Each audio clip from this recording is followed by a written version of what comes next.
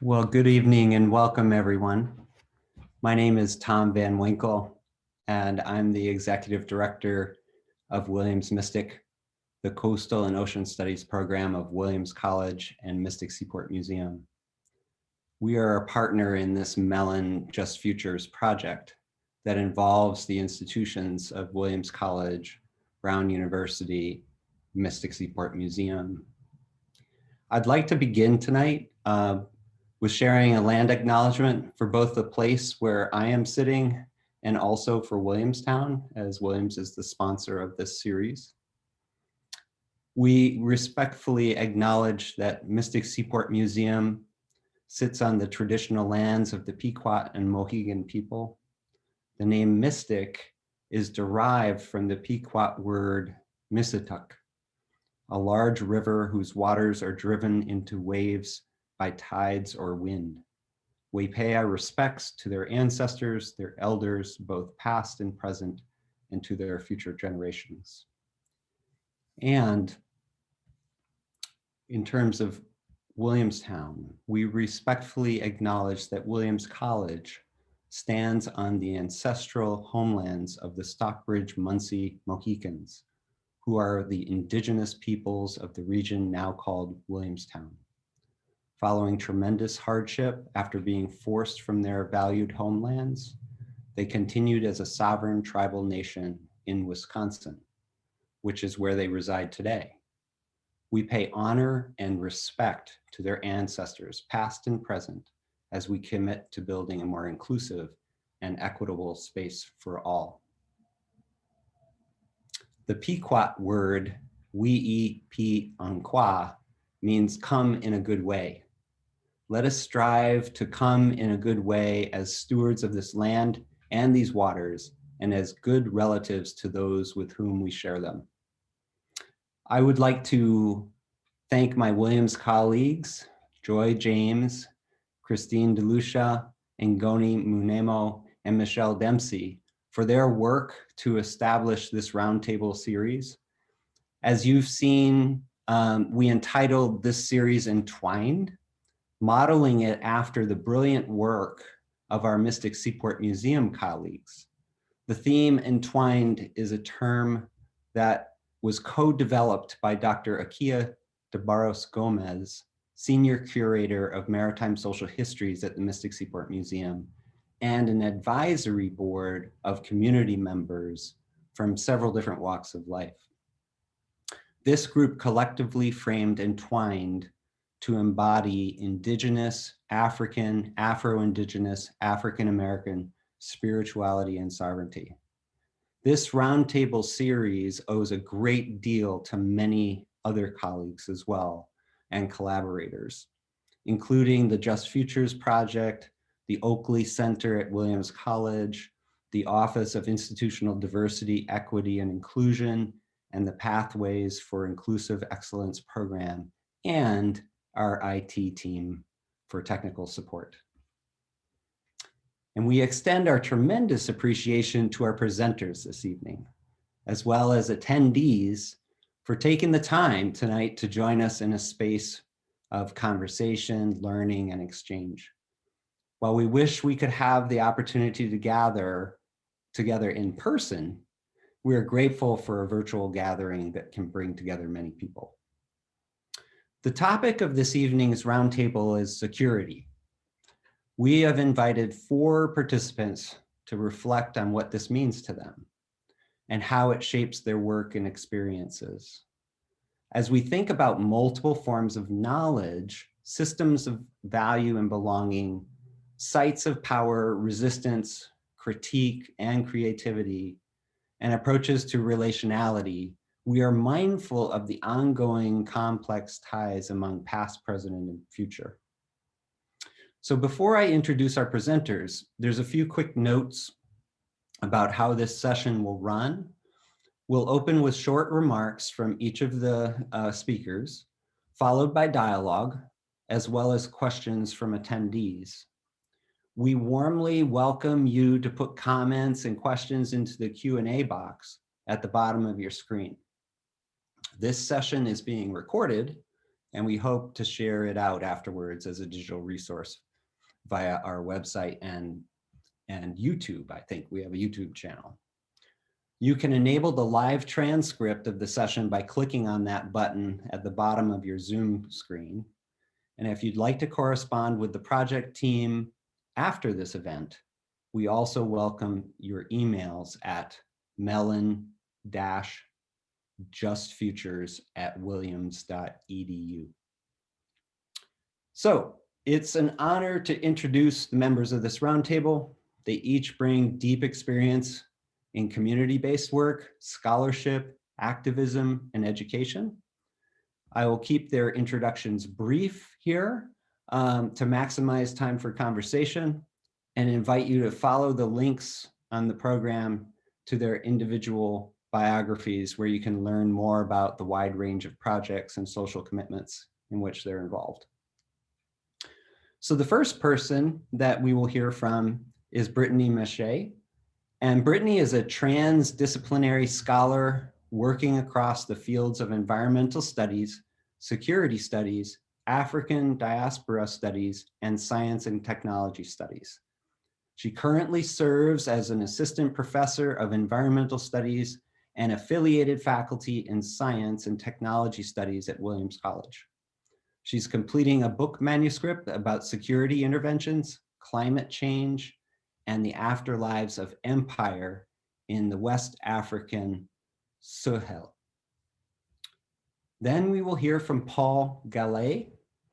Paul is the director of the Resilient Coastal Communities program at Columbia Climate School's Center for Sustainable Urban Development, and an adjunct lecturer with the undergraduate program in sustainable development.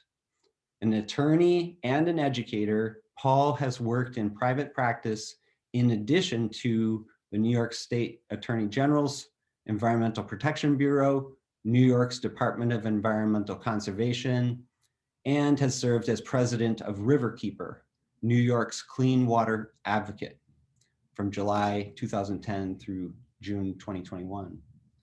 Paul helped trigger $3.9 billion in state funding for safe drinking water and water pollution control infrastructure, negotiated and signed a landmark agreement to close the aging Indian Point nuclear plant, and partnered with groups across New York to win statewide ban on natural gas hydrofracking. Then we will hear from Mary McNeil. Mary McNeil is a PhD candidate in American Studies at Harvard University and an Ann Plato Dissertation Fellow at Trinity College. Her research interests broadly lie at the intersection of Black studies, Native American and Indigenous studies, social history, geography, and Black and Indigenous feminisms. Keenly invested in public humanities, Mary has worked as a researcher with the African American Trail Project at Tufts University and as a scholar in residence at Framingham History Center.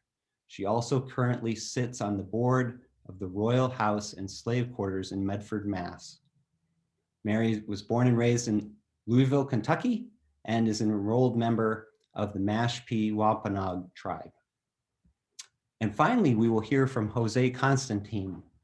José is an assistant professor of geosciences at Williams College. He is the son of an immigrant and the first person in his family to go to college. Doing research as an undergraduate in REU, I'm sure many of you are familiar with that, is where he became curious about science as a potential career. He has devoted most of his scholarship to fluvial geomorphology, where he tries to answer questions that might unlock the mysteries of how rivers reshape the landscape. Tropical rivers have been a special focus, but he has also been fascinated by our attempts to tame the Mississippi River, North America's largest. He became committed to scholarship and activism in environmental justice, which has led to impactful collaborations with colleagues in Africana studies, environmental studies, and chemistry. Their current work involves partnerships with communities in Illinois and Florida facing sustained flooding, contamination, and injustice. So with this, let us turn to some reflections on security. Each of our panelists will speak for about 8 to 10 minutes, then followed by dialogue among participants, questions from the moderator, me, or the audience, and then we'll conclude.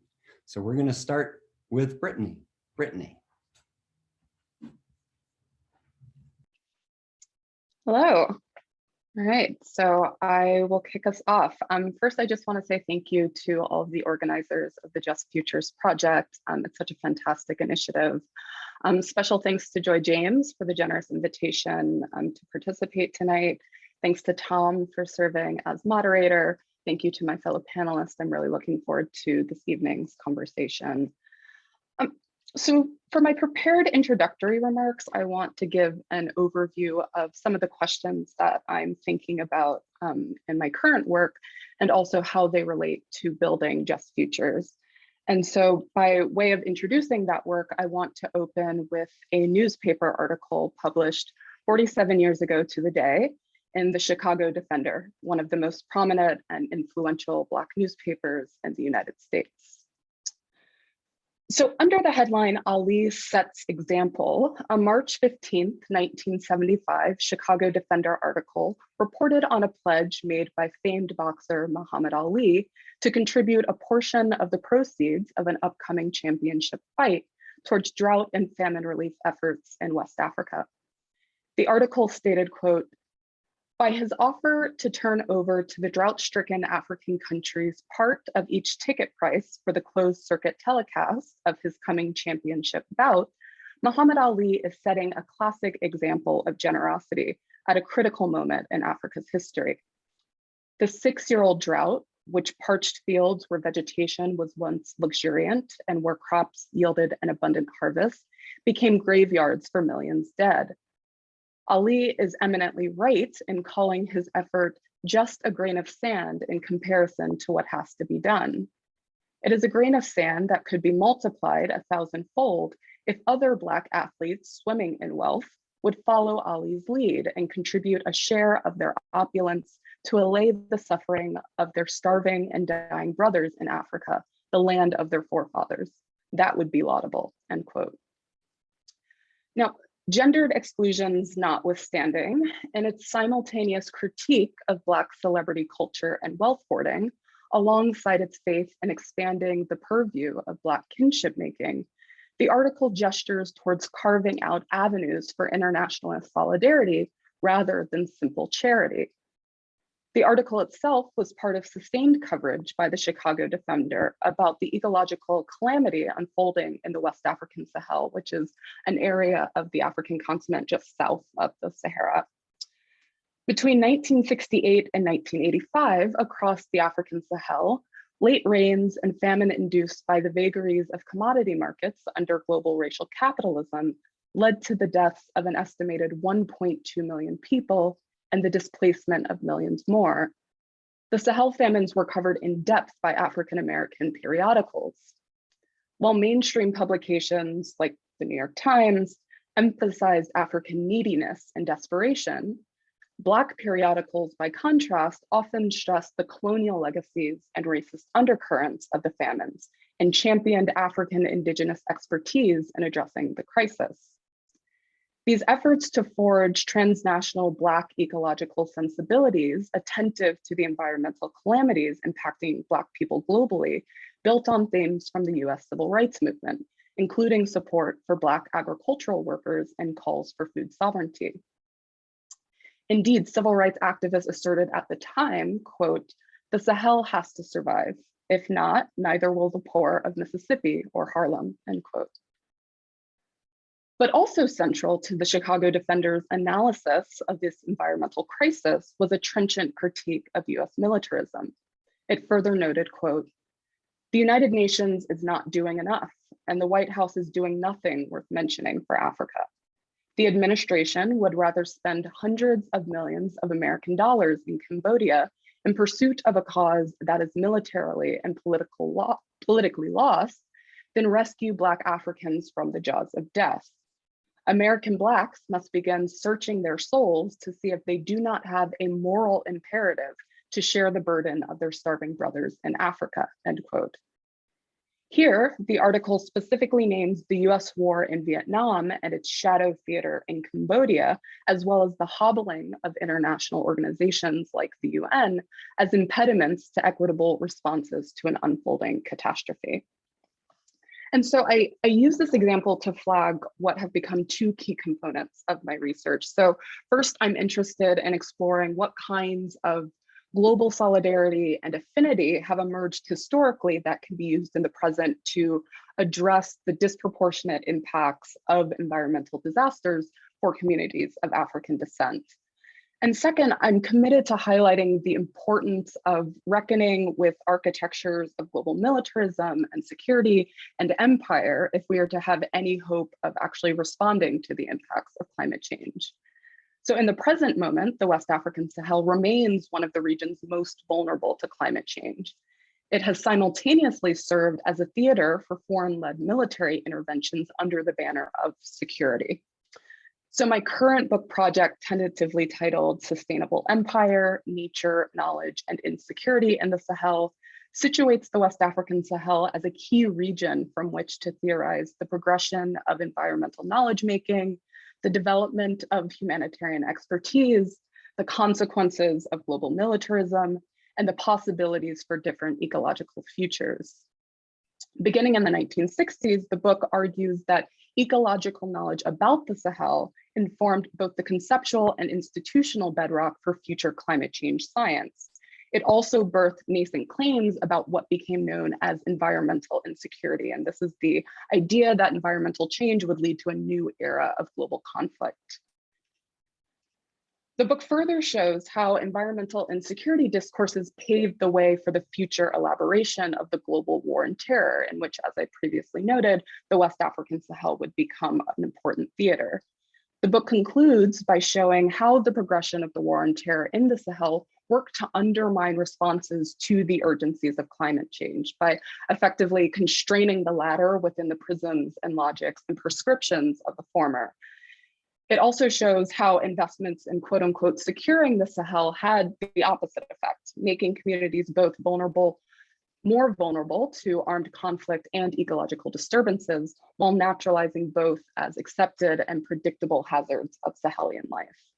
So ultimately, my current research calls for greater attention to the reconstitution of imperial power in an age of climate change. And I insist that what has happened and what continues to happen in the West African Sahel is deeply consequential for envisioning just ecological futures. So I'll conclude my kind of formal comments there. I look forward to discussing more in our Q&A session. Thank you. Thank you so much, Brittany. We're going to now turn to Paul. Paul Gallay.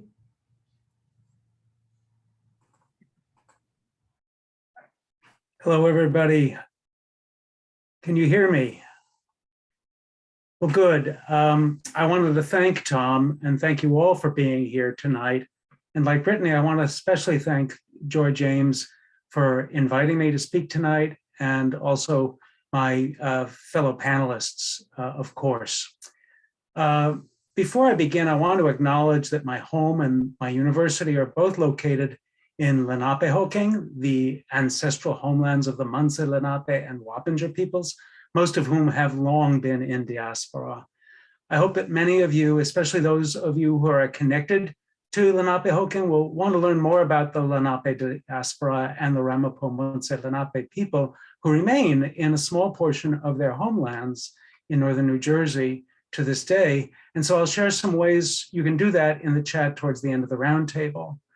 My remarks this evening are drawn from my experience in government, land conservation, and clean water activism, and from my work at the Columbia Climate School as the director of the Resilient Coastal Communities Project, which seeks to support learning and foster effective solutions developed in partnerships with frontline communities, governments, and other stakeholders to climate-related threats. And so some context for what I want to say this evening. First, freedom from the harmful impacts of air, water, and waste pollution is essential, not just to our and our families' health, but to our security as a community. Pollution undermines a community's economic security, its educational security, its vibrancy and cohesion, and so much more. Second, the fight for environmental justice is essential to the fight for security because of the enormous racial disparities that exist in people's ability to live without the burdens of pollution and with the benefits of nature and open space. For example, Black Americans are exposed to 56% more pollution than they produce, and non-Hispanic white Americans are exposed to 17% less pollution that they produce. And I'll provide citations for this at the end as well, of course. And non-Hispanic Black children continue to have higher blood lead levels than non-Hispanic white children with the same level of income.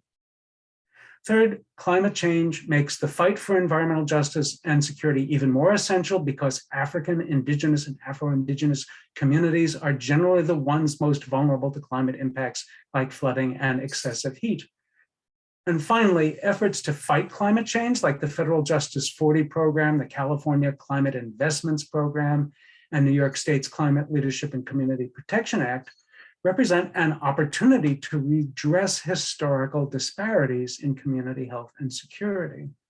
So are statutes like the 2019 New Jersey Environmental Justice Law, which made New Jersey the first US state to prohibit new sources of pollution if they would have a disproportionate impact on overburdened communities. So with all of that in mind, will we achieve environmental justice and security? And if so, when? First, something about process.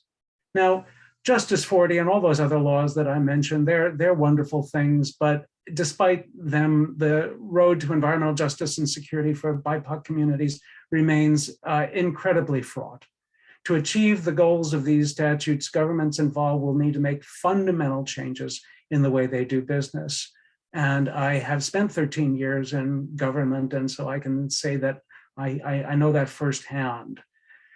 Flood protection is a perfect example. The processes by which communities are to be protected from flooding generally fail to take local community needs and knowledge into account. Instead, the focus is most often narrowly placed on protecting property with evaluation metrics that tend to skew towards wealthier and more powerful groups, which reinforces historical inequities and injustice.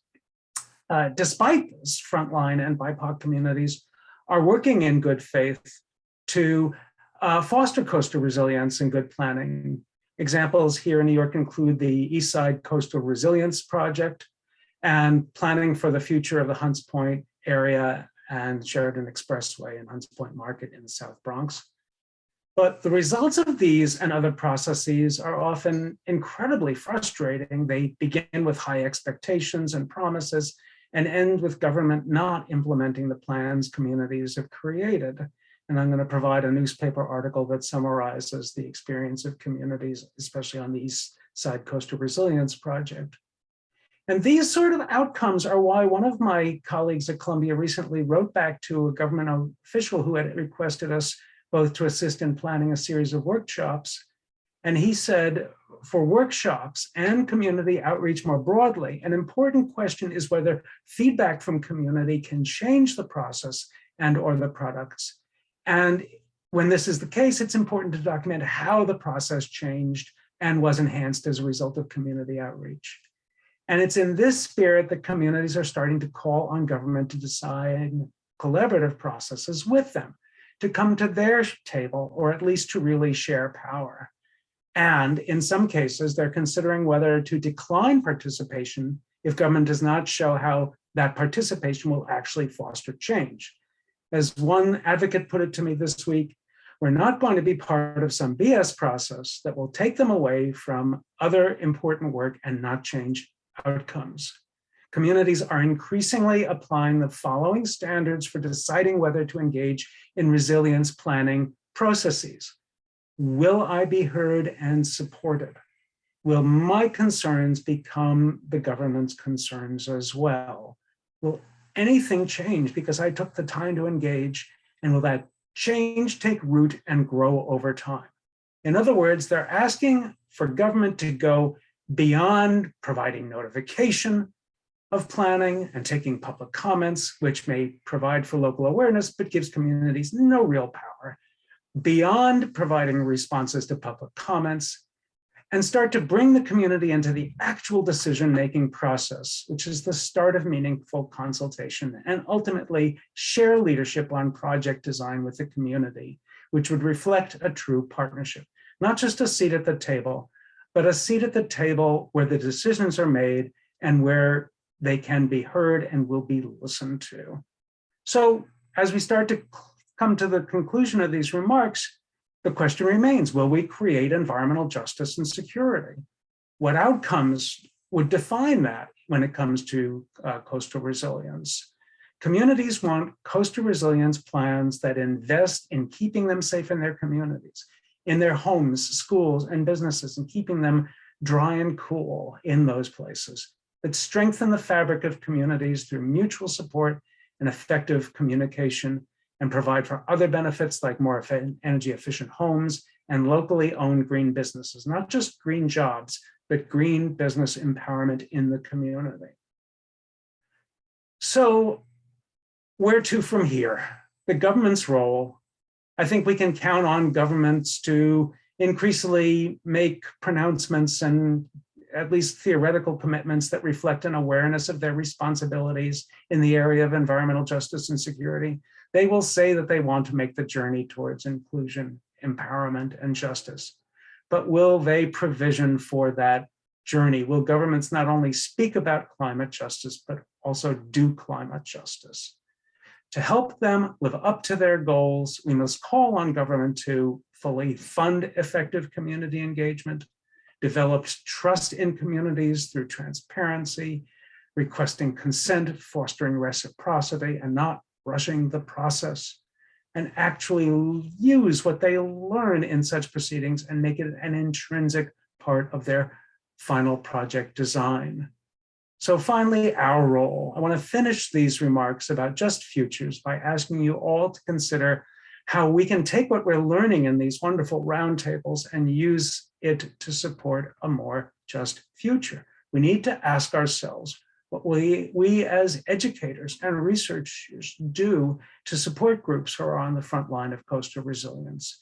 Groups like the New York City Environmental Justice Alliance, our partners at the Resilient Coastal Communities Project, the Water Leaders Institute in New Orleans, the Troy Water Justice Lab across the border in New York, and Melanin Unchained a little farther to south of Williams in Newburgh. Will we help groups like these make connections, build strength, exchange knowledge? Will we support their participation in government coastal resilience planning with our expertise? Will we connect them with members of our research teams when they have research needs that they have to have or questions they need help answering? I think this sort of deeper partnership between researchers and practitioners would be quite a wonderful thing to say that we had a hand in creating, and I hope this Just Futures project will be the beginning of a dialogue that actually takes us there. So thank you all for the work you do and for listening to what I had to say this evening. Thanks so much, Paul. And now we're going to turn to Mary McNeil. Mary. Hi, everyone, and thank you so much for taking the time to join us this evening.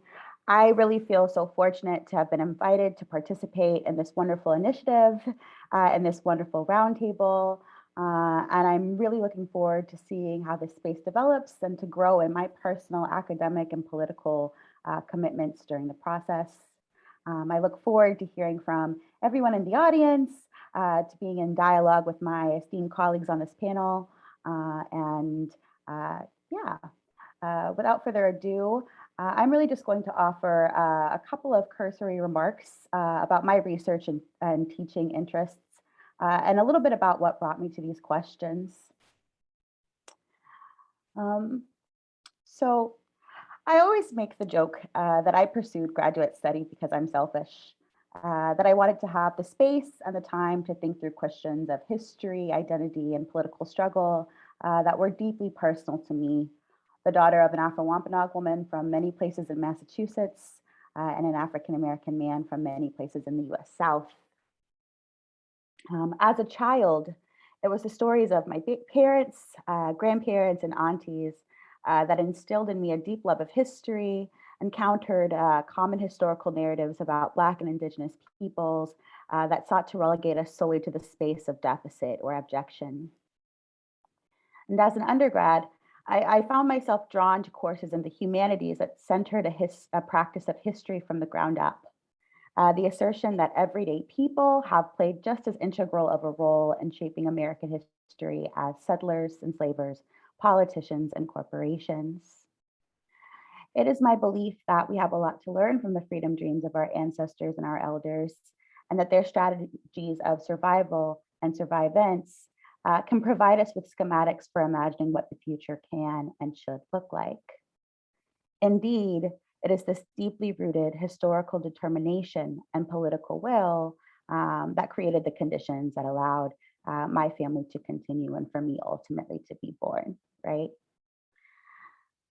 So as a doctoral candidate in American Studies, I'm interested in research, writing, and teaching that attends to histories of Black and Indigenous enslavement, dispossession, displacement, and resistance across a long span of years. But more specifically in my dissertation research, I turned to the late 1960s and the 1970s to think about Black power and Red power responses to a historical period with eerily similar parallels to our present moment. I'm particularly interested in the Black power, Red power era because it is the era of my parents' coming of age. I'm also drawn to the Black power, Red power era because it was a period of rapid spatial and racial transformation in urban cities across the United States, and particularly in New England. So at the most general level, I'm guided by the following questions.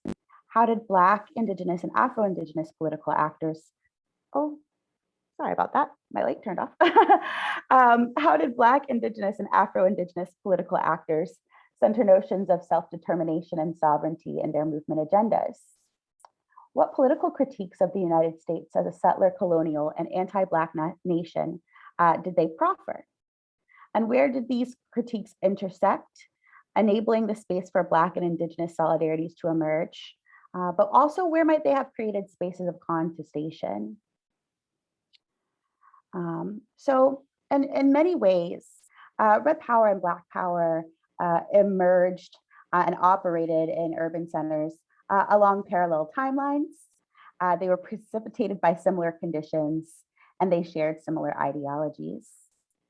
Both movements' largest groups were established in late 1960s urban centers.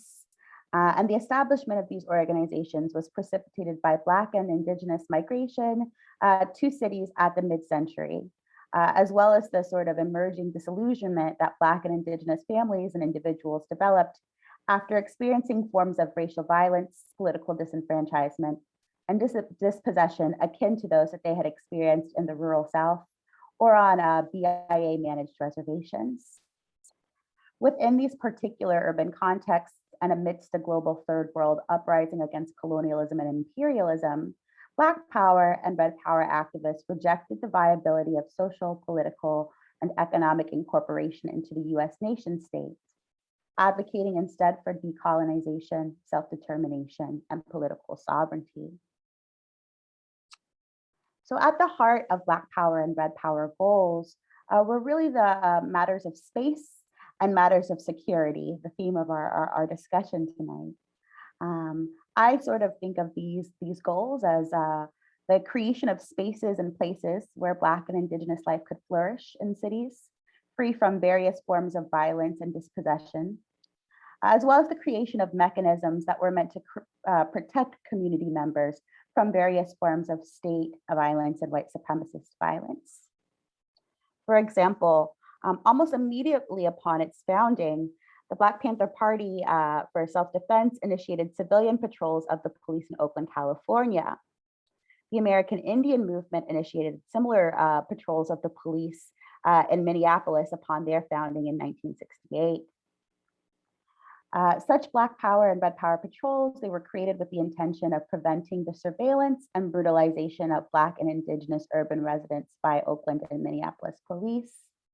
And in creating such patrols, Black power and Red power actors sought to create a community-controlled security apparatus capable of creating an urban landscape that was safer for Black and Indigenous city dwellers.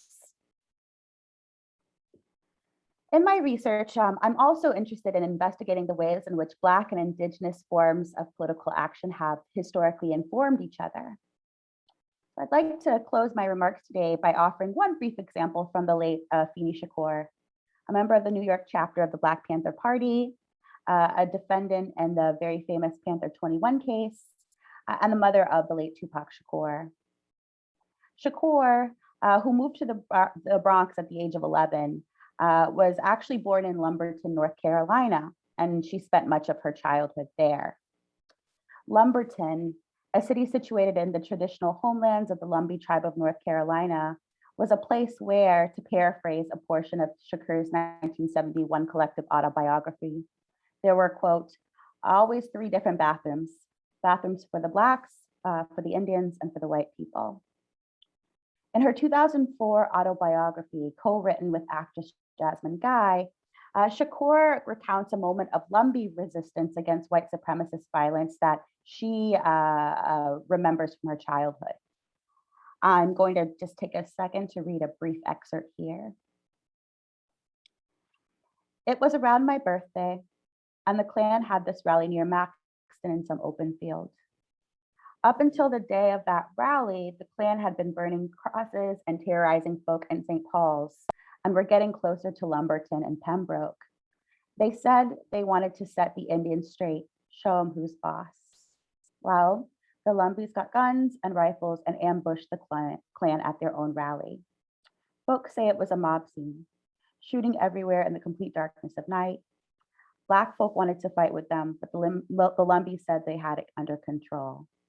They felt specifically challenged by the Klan, you know. They were like, this is our battle. So we all just waited to hear what went down in Maxton and rejoiced with the news that they ran the Klan out. So here, Shakur is recounting the January 1958 Battle of Hayes Pond, an armed conflict between Lumbee tribal members and members of the Ku Klux Klan. Leading up to this conflict, local chapters of the Ku Klux Klan sought to extend their own reign of terror and restrict the movement of Black and Indigenous residents by implementing curfews, burning crosses, and holding rallies.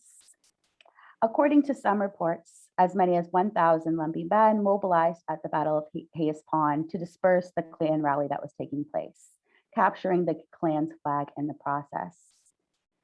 And when asked about the significance of this event, Shakur characterizes the Battle of Hayes Pond as her first taste of resistance. So I close with Shakur's recounting of the Battle of Hayes Pond because This particular anecdote really illustrates or illuminates the ways in which Indigenous histories of self-defense and security strategy were integral to the formation of Shakur's own nascent political consciousness as a 10-year-old. Moreover, it illustrates the ways in which Black and Indigenous safety and security have historically been bound together, and the ways in which Black and Indigenous political actors have pushed back against white supremacist security logics of terror. Thank you. Mary, thank you so much. So we're going to, our final presenter is José Constantine. José? Thank you, Tom. No, I will speak as a natural scientist, and you'll hear in my comments the fact that I did not prepare formal comments, which I think is more typical of natural scientists. I purposefully asked, or Paul and I met yesterday, and our agreement was that I'd speak after Paul, and I'd be inspired by not just his words, but the words of both Mary and Brittany, and speak from my perspective and experience.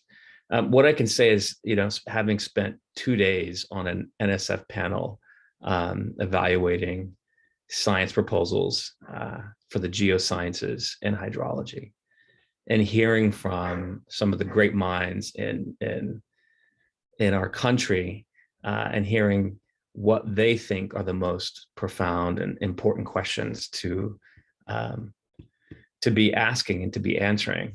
It's heartbreaking to hear and to see how little of the problems, the real and significant problems that we heard Mary just speak to, and the problems that poor Black, Brown, and Indigenous communities face every single day, this very second, is heartbreaking. There's clearly a disconnect between the world and the imaginations of many, and I would argue to say most, natural scientists when they think about what a just future and just futures might look like.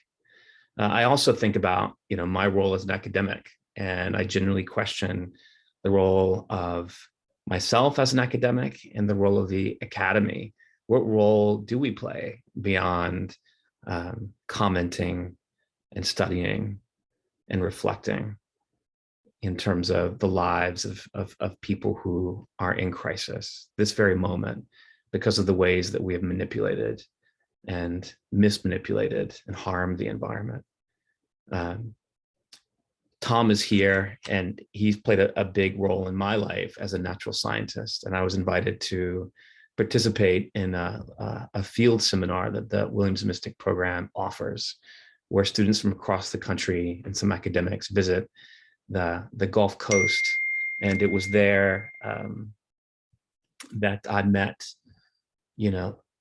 folks from all walks of life, representatives of Indigenous communities in the Gulf Coast, representatives of Black communities in New Orleans, working class communities, whose ancestors immigrated from Canada, and hearing from them their daily struggles with regards to what climate change is doing, not what climate change will do, but what it's doing this very moment on their lives, inspired me to change what I do and how I think and how I conduct the work that I do as a natural scientist in big ways. And it's affected me to this very day. That work has inspired me to learn more about the history of environmental justice in this country and beyond, the very complicated role that natural scientists have played in perpetuating environmental injustice. And it's gotten me thinking about the ways that natural scientists might play some role in securing or ensuring the securities of people who I describe to my students as our brothers and sisters who are struggling this very day because of how we've mismanaged and harmed this world that we live in. This journey has taken me to places across the country, and has allowed me to work with communities such as Centerville, Illinois, and Tallahassee, Florida, and most recently in Troy, just nearby, communities that suffer and have suffered in full view of society, but with no mention or concern by that society that lives around them. And I described particularly the community in Centerville, the Black community who lived right on the Mississippi River floodplain, that they suffer invisible floods that are a nuisance to most people who are trying to get around and through the community, but are incredibly catastrophic to the people who live there.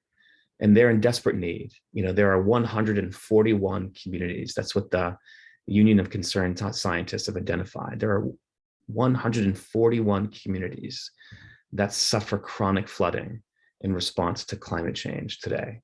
These are communities who have nowhere to go.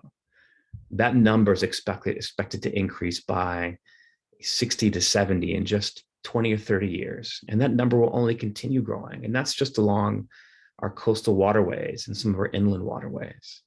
When we think about communities across the globe, there will literally be millions of people, the most vulnerable in our society, those that have contributed the least to the climate change problem, that are going to be displaced.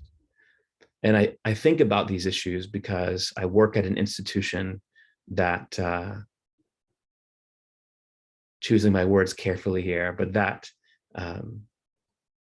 sells itself in many respects as a safe haven, as a place for people to escape the ills of society, a place to find peace in this bucolic setting, to escape those problems, and then to be free to think big thoughts, to aspire, to be ambitious.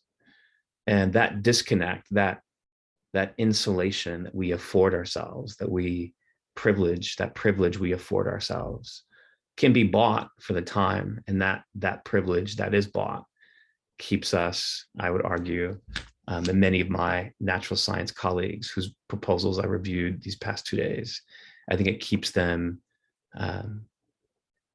blind. It keeps them perpetuating harm.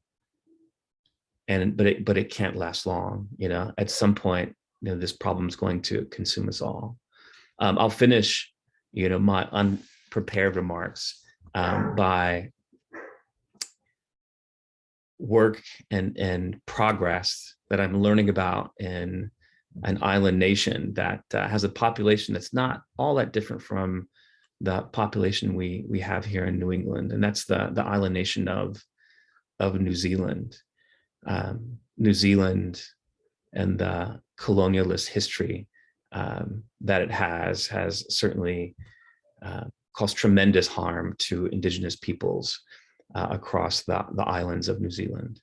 But in 1975, a tribunal was convened to evaluate all the different ways that the New Zealand government and the Crown have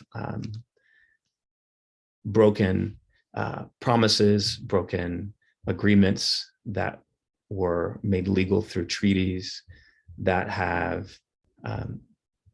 perpetuated injustice towards the Maori populations. And that tribunal, you know, is as imperfect as it's taken place, has led to some big moments. And the most very recent one that led me to thinking about ways that we can learn and perhaps incorporate some of those philosophies, some of those brave considerations here in this country. It took place in 2014 when the Wanganui tribal community fought for their rights to not just inhabit a river system, to reclaim their ancestral homelands along a river system, but to also fight for the rights of the Wanganui River. They started that process in 1999, and it took 15 years for that process to conclude itself. But when it did, and the court sided with the tribal community, one of the big agreements that resulted from it was an agreement to acknowledge the Te Awa Tupua, which is the recognition that rivers, that nature, that all that we take for granted has a right to exist. And that acknowledgement that the river has a legal right to exist has made profound changes to the way that New Zealand manages its environment, whether it be mountain rivers flowing in the south, along the South Island of New Zealand, or environments in urban settings where people coexist with natural processes. It's had profound impacts. And I would hope, and certainly as a natural scientist who's only learning about this possibility, my hope is that the conversations that we're having today will only see themselves happen more and more and more often, and that principles like the land back principle or ethos can also incorporate, that we as a society can incorporate Indigenous values and perspectives and ethics, environmental ethics, in ways that I think can only secure our future on this planet. Thanks. Jose, thank you. So speakers, I would ask you to all show your screens and unmute, because this is your opportunity to, you've all listened to each other, and this is your opportunity to dialogue amongst yourselves about connections you see, questions that you want to raise to each other. And meanwhile, attendees, please be thinking about the questions you have as well, so that you can put them into the question and answer box as well. But let me stop talking and just ask you, Brittany, Jose, Mary, and Paul, what did you hear? What do you want to say to each other?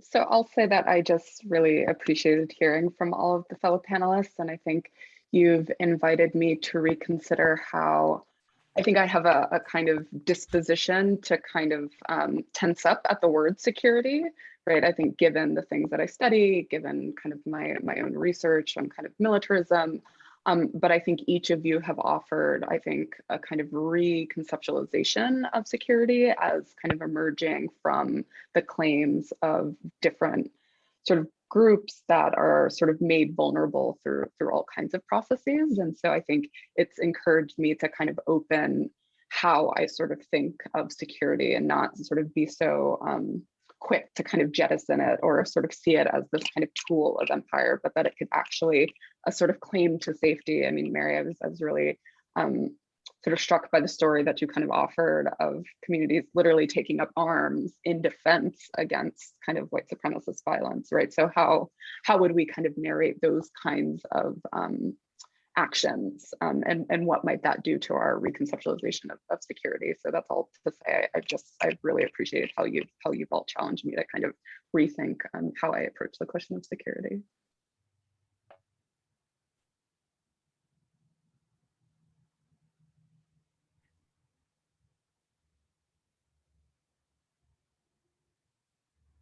I was moved by what Jose said about the grant application reviews that he's involved in as a recent addition to the academic world. I know how important these NSF grants are. They are the holy grail, and to think of them as still being sort of rooted in their history more than in their future is very concerning. And so I would like to ask Jose what he thinks are any glimmers of hope that he has seen. I know that when I get my reviews back, a lot of folks seem to not quite understand where we're coming from with this community-oriented work, and maybe not even see it as hard science, even hard social science. But have you seen glimmers of hope? And if you need to bum us out and say no, let's be honest. Paul, that's a great question. I think the hope is that I'm going to admit that I suspect that I'm being naive here, but my hope is in that we're undergoing a generational shift in many respects as an academic community at large, but certainly in the natural science community. And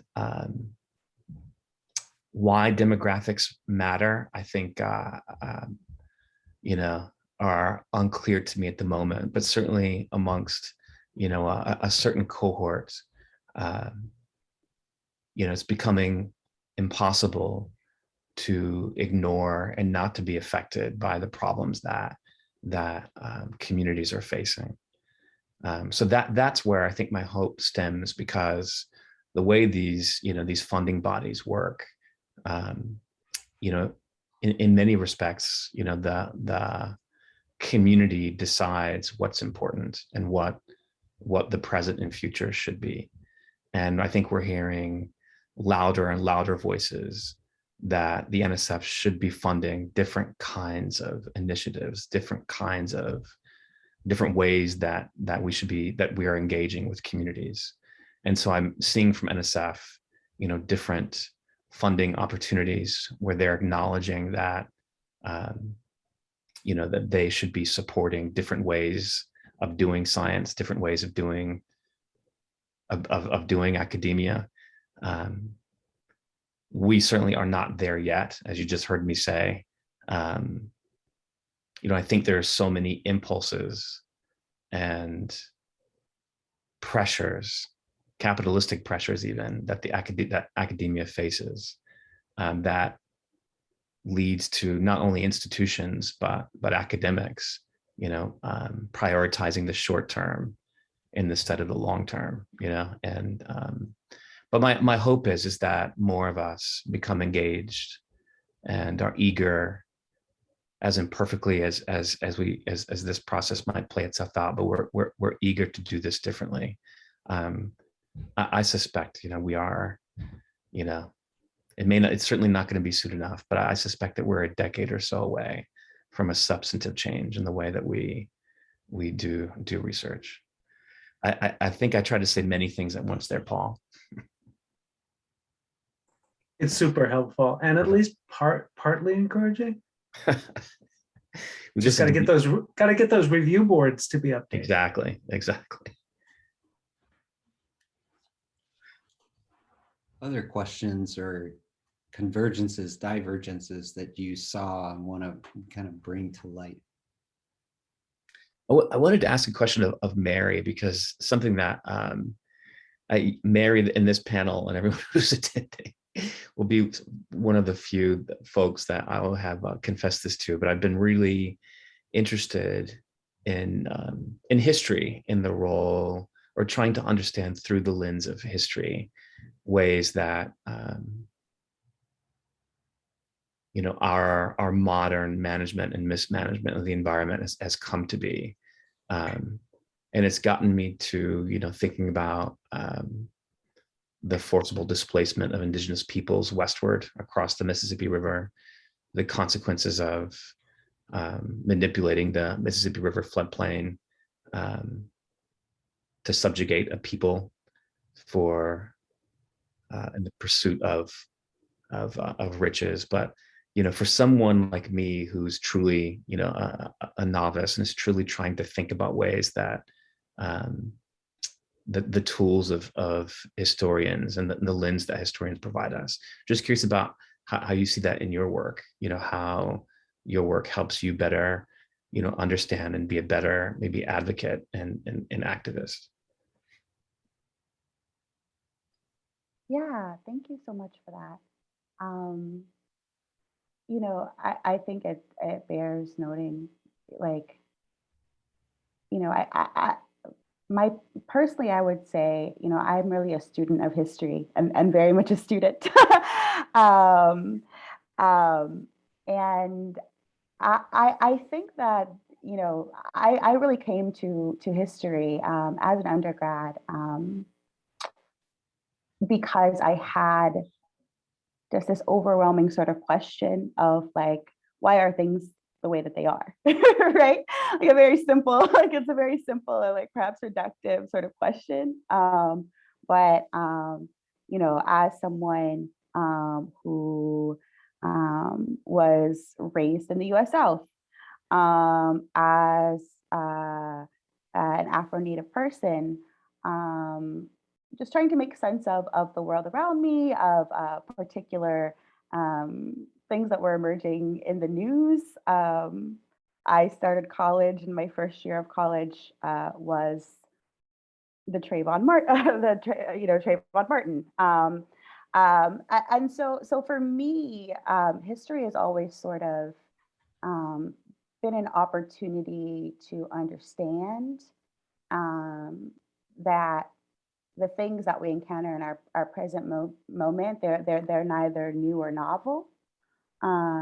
The contours of them may change a little bit over time, right? There's specificity with each historical moment, but particularly, sorry, I'm in a room where the lights keep turning off, they're on a timer. Particularly when we're thinking about Black and Indigenous histories of the United States, that, a lot of things are constants, right? Particular forms of settler colonial violence or white supremacist violence, anti-Black violence. But what I find a lot of strength in also, and a lot of interest is turning to history to also see what is the political imagination of folks, right? How have folks historically responded to these particular forms of violence, right? And imagined what a future could look like, right? And quite frankly, like the future that I inhabit and I inhibit. And so I guess, my goal as a historian is to always turn to the past, is always to sort of genuflect to the past and to think about the importance of these political visions and how they might inform our current imaginings of a better world. I had a question for the group. One of the things I was thinking about as I was thinking about security was, seems like security is sort of operating on a couple of different levels, right? Like a lot of the papers are thinking about security in terms of trying to mitigate potential forms of climate catastrophe. And so I kind of had a question, because I think my paper or my remarks are kind of thinking about security in the form of anti-violence and trying to preserve the life and the body. So I wondered if the anyone from the group could kind of talk a little bit about the relationship between like land and ecologies and the preservation of ecologies and like preservation of the body.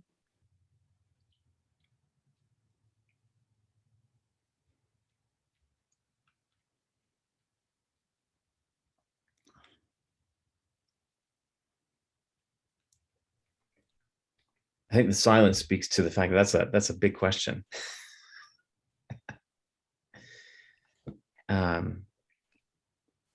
If I were to rephrase it, just in terms of the work that we're doing, I've got a colleague who I just saw is online with us, but the work that we're doing with the Black community in Southwest Florida called Tallabass, for me, speaks to ongoing and lived trauma in response to how we impact the environment. This particular community was founded at the location of a turpentine mill, and eventually became a very close-knit community in rural Southwest Florida. It eventually became cited as the location of a chemical processing plant that ended up polluting the drinking water for this community, and is now impacting the air that people breathe and the space that they live in. And I just thinking about, how you talked about impacts on the body and on the bodies. I think it's so multi-layered. There's the actual impact on people's health and their well-being, in a in terms of a physiological way, but in terms of the ongoing trauma of feeling besieged and feeling that sense of hopelessness creeping in response to the events that seem to be out of your control, taking place all around you. I think for me is, it's hard to both fathom and it's hard to accept. And I don't know if that speaks to your question, but your question made me think about, these wonderful people who at this very second, as we're meeting now, are breathing air that was poisoned by this contamination that happened over 2 decades ago, and living on land that was manipulated over a century ago, and on it goes, this sort of cycle of trauma. And I just generally don't know how to, this is me speaking honestly about not knowing how to stop it. I don't know if that answers your question, but your question certainly got me thinking along those lines. Yeah. I perhaps have kind of a sideways entrance into that question. So much of my work is about a landscape that is oftentimes like maligned. So I work on kind of arid environments, and there are kind of narratives of arid environments as these kind of wasteland spaces, as spaces that are inhospitable to human life. But in the West African Sahel in particular, Black communities have lived in that landscape for thousands of years, right? And so then there becomes this attendant narrative that there's something wrong with the kind of bodies that would inhabit a landscape like this. And so I think that sort of comes in kind of multiple historical cycles. So there's the kind of colonial moment when that sort of narrative is trotted out. The narrative is trotted out again in the mid-20th century when the kind of famines happen, but it's also being sort of repurposed, I think, ostensibly as a kind of climate justice sort of protest move, which is to say that the sort of West African Sahel is so vulnerable that perhaps in the future it will be uninhabitable. But again, I think that discounts the ways that sort of Black Indigenous communities in that space have been attempting to sort of craft lives and cultures and agricultural practices, right? So there's the kind of inevitability that's oftentimes attached to the West African Sahel as this kind of landscape that's always already a catastrophe, is something that I'm actively trying to kind of work against, while also still holding that there are very real and very kind of worrisome trends taking place with regards to climate change. So kind of that relationship between certain kinds of bodies and certain kinds of landscapes is something that I'm trying to work through in my work. And Brittany's comments really remind me of what I think is a fundamental challenge in the communities I work with, which is it's more about place than it is about body, but people are being told, oh, well, you're going to have to leave your community at some point, And the way they're being told that is both condescending and extraordinarily disrespectful, in that there are communities that are much more difficult to protect geographically or physically that are not being told that. It's the communities where people aren't willing to invest what's necessary to be invested to keep them in the community.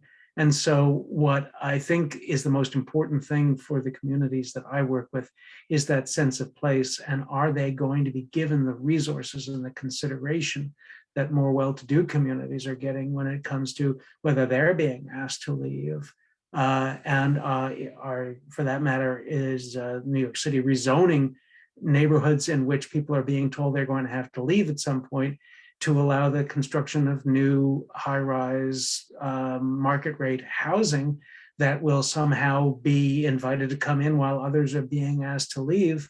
And how extraordinarily unfair is that?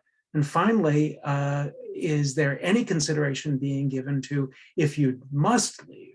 For example, you know, the famous example of Ile de Jean Charles in Louisiana, where an island that was 22,000 acres because of subsidence and sea level rise is now 300 acres. There's no choice, but they have a relocation. Their community is being relocated. They talked for 3 years about how to do that the right way, and they're staying together.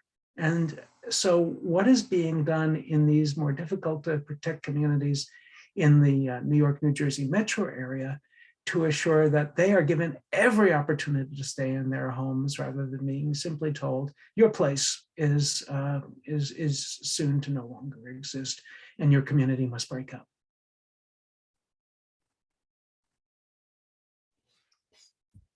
Paul, that got me thinking about,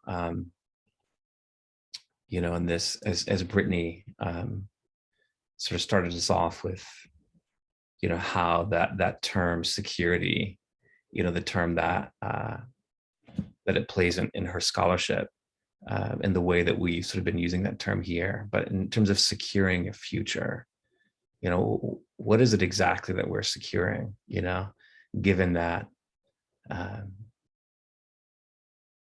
that more and more communities are going to be forced with, you know, displacement will be imposed upon them yet again, right, in response to climate change. So what is it that we're securing? What is it that we hope to secure in the face of what seems incredibly ominous?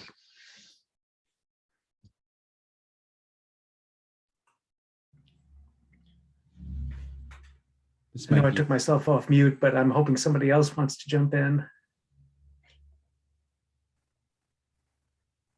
Go ahead, Paul.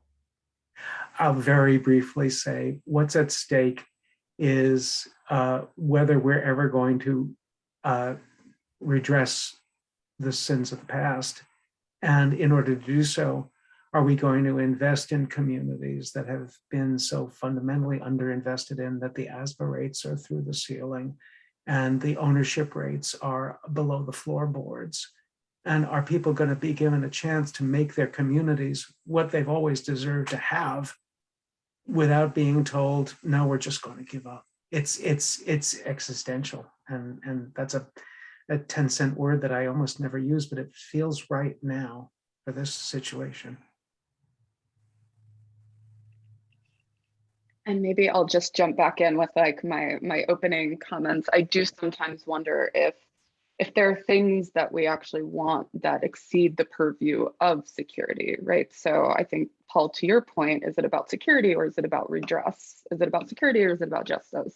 Is it about security or is it about care or sustenance or equity? And so, I mean, even in my own work, I sort of think about the other, and maybe even new terms. I was just reading a book, you know, what is it called? An ecotopic lexicon, right? And it's all of these kind of new, but also old words that are being revived to sort of name something else that we might want. So maybe the kind of terms under which we actually stage the debate are kind of insufficient and kind of challenge us as sort of thinkers or writers to sort of imagine different terms that actually capture so many of the things that we would like to see in the world that perhaps aren't just reducible to security. But again, I'm not sure what kind of better terms might be on offer for that project.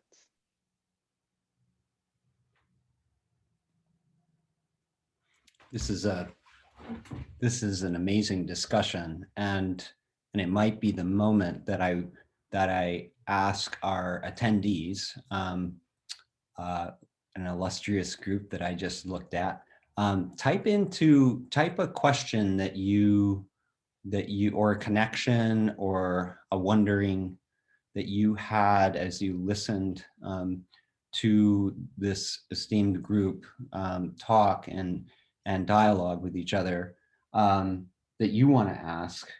And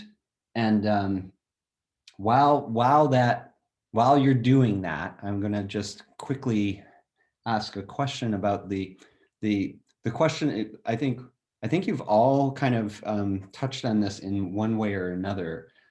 Brittany, you talked about the importance of reckoning, and Mary, you talked about the eerie parallels of the present moment and the 60s and 70s and Black Power movement. And then there was the conversation between Paul and Jose about involving the community in answers, or the question of tribunals. And what, in your opinion, you know, thinking as somebody who's involved in the academy, but think about community, what is the process? What are the processes that it would be most effective to listen to community and reckon? So I'll stop there.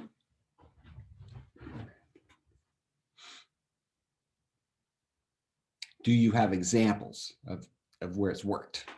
It sounds like New Zealand, something's worked there.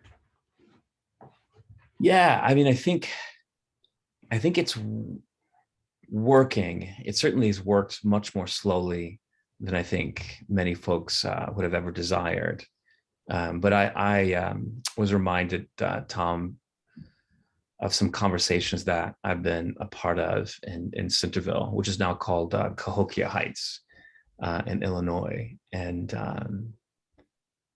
you know, I think for me, you know, it's been absolutely vital to include the community and community leaders as collaborators and borrowing natural science speak, you know, as co-investigators. And so what we have been working on is involving them in articulating the questions that we should be trying to answer as natural scientists, you know, that their voices are literally centered in proposals that we submit for funding.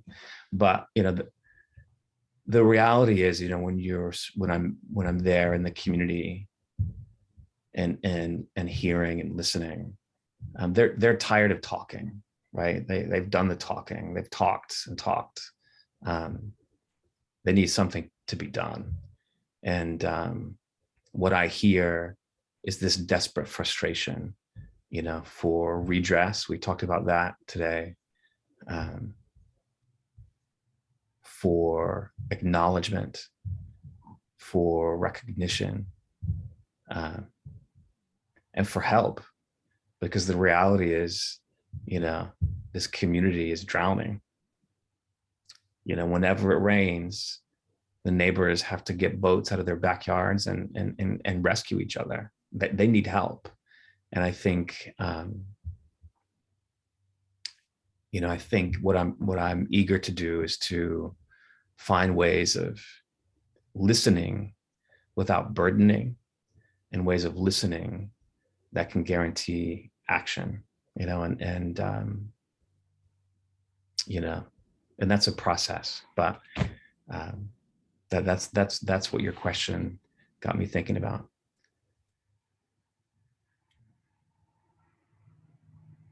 Thanks, Jose. We have some questions from the audience, and let me start with this one. Thank you so much for these comments and discussion. The possibility for governments to recreate colonial structures / processes for the sake of securing communities against climate change seems huge. Are there some positive examples for decision makers or governments to offer equitable assistance? Does this go beyond effective community engagement to resource allocation, etc.?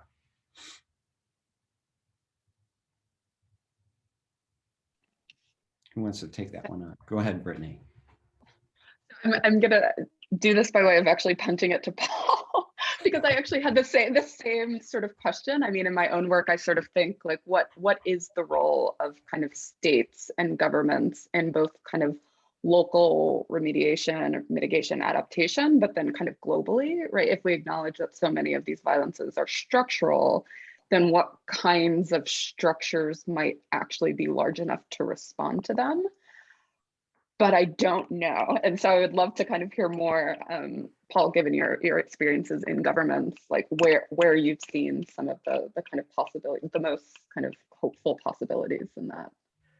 Well, I've heard some good things about the way the state of New York is trying to implement its 2019 climate law, which not only proposed decarbonization on a very aggressive schedule that they're doing their best to live up to, but also promised the redress that we talked about, where 40%, it actually said 35 to 40, and New York has said, let's do 40, which is encouraging, of their investments in climate would be invested in, the phrase they use is disadvantaged communities.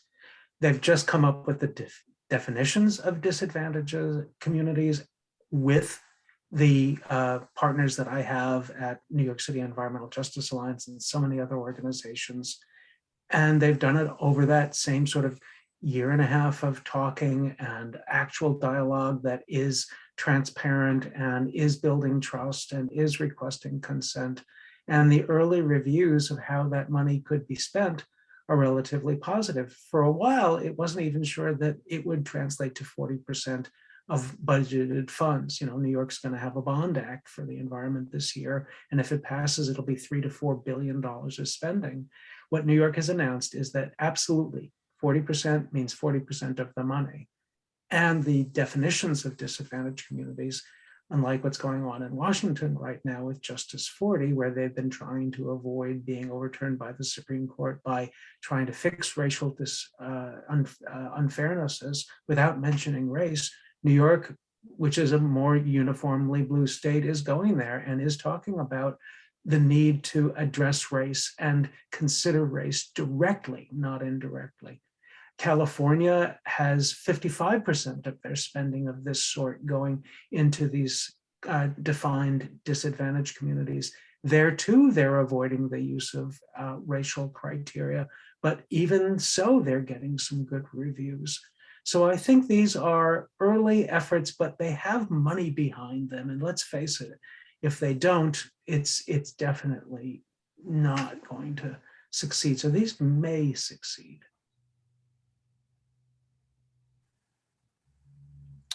We've got another question from the group I want to share. Thank you all. This was quite amazing. My question is, how do you see building alliances, both international ones and ones that strengthen African/Black and Indigenous communities?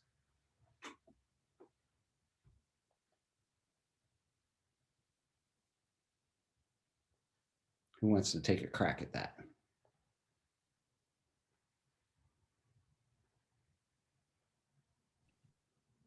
Maybe I'll kind of quickly just kind of say, I think the attention to history in my own work has been important. I actually found a lot of resonances in what Mary was offering earlier.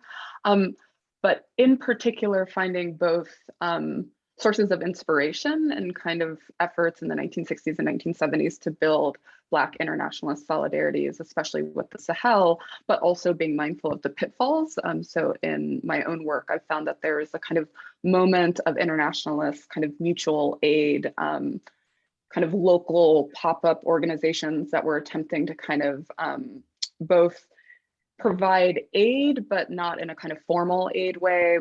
Also kind of offering agricultural expertise from HBCUs around sort of sustainable agriculture and sort of doing mission trips to different parts of the West African Sahel at the invitation of local heads of state. But I think also at a specific moment that was kind of captured by the federal government and was kind of woven into kind of official diplomatic channels, making it complicit in a lot of ways in this kind of aid diplomacy that the US was kind of amassing in the 70s through USAID and different organizations. So I think as much as I've found kind of inspiration in the kind of moment of the 60s and 70s and sort of thinking about Black global solidarities, there are also so many kind of warning signs about perhaps some of the kind of pitfalls of those efforts, and perhaps some of the kind of roadblocks to some of those efforts. And I think it's important to kind of hold both at the same time in trying to find, yeah, places of building alliances. That's great. I've got at least 2 more questions for you. Here's comment and question. I very much appreciate how each panelist has spoken about the power of stories, memories, and narratives in advocating for social change / justice and redressing harms. I was wondering how you may be bringing critical forms of storytelling into your own work, scholarship, teaching, digital projects, mapping, more. How are each one of you doing that?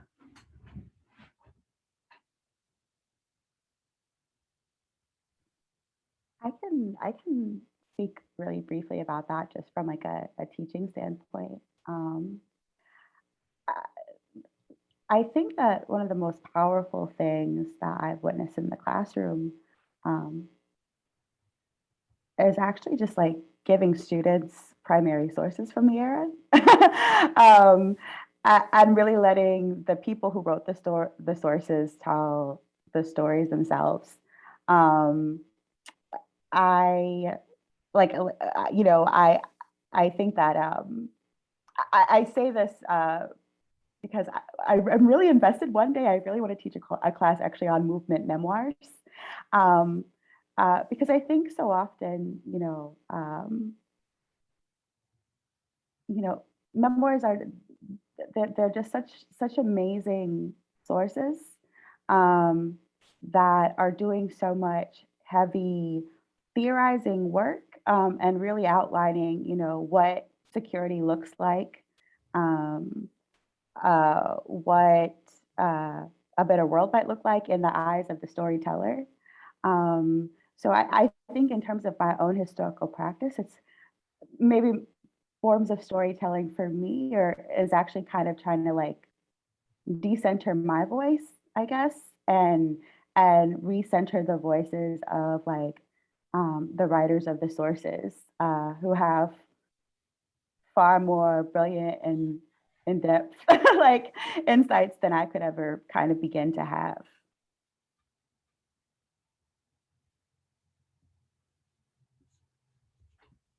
I can at least speak to, just in the question with regards to to the how storytelling plays a role in my work. So I teach a course on geographic information systems, and I had a student who was advised, both myself and a colleague who's here with us tonight, who really challenged me to think about maps in a really incredibly different way. He's from the students from Brooklyn, and spent a significant amount of time building a map that didn't reimagine the places and spaces of his neighborhoods, but it's, in many respects, it recaptured or undid what gentrification was erasing. It recaptured those places and spaces and re-centered them in a way that spoke to his history, the history of his family, and the history of his neighborhood. And that really impacted me. And it's playing a role not only in this course, where I'm encouraging students to collaborate with communities to do just the same, to move beyond, what historical map makers have ever intended maps to be served for, and to do something very different with them. And so I'm excited to see where this process, is going to take us. Most recently, we are in collaboration with the Historic Preservation Office here in Williamstown of the Stockbridge-Munsee Mohican Nation. And, I'm excited to see how digital map making and storytelling through maps can undo erasure and can recapture you know, the various meanings and experiences of place that we all share. Yeah. Thanks, Jose. So I'm looking at the clock. We're pretty close to being finished, but there's one comment that wasn't phrased as a question, but I think it's a good one to end on. I am thinking about how to build more bridges between academia and community action, and Jose's passion for that. And I would say, I would expand that to include Brittany's passion for that, Paul's passion for that, and Mary's passion for that as well. And I thank all of you for your just the authentic, open dialogue and the Q&A. Thank you, attendees, for those questions. And I know that Michelle, you're gonna share the screen about our next roundtable, which is just about a month from now, on sovereignties. And that's on April 12th, same time, same channel. And I would encourage you to invite a friend to this as well. I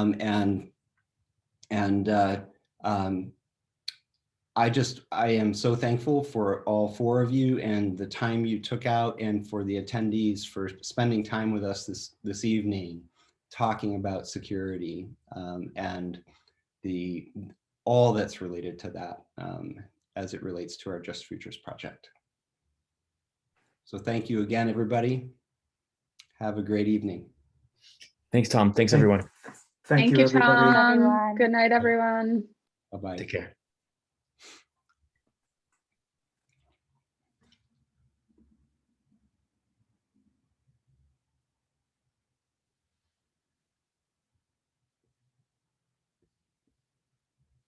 Thanks, Michelle. You're welcome. Have a good night. All right, you too.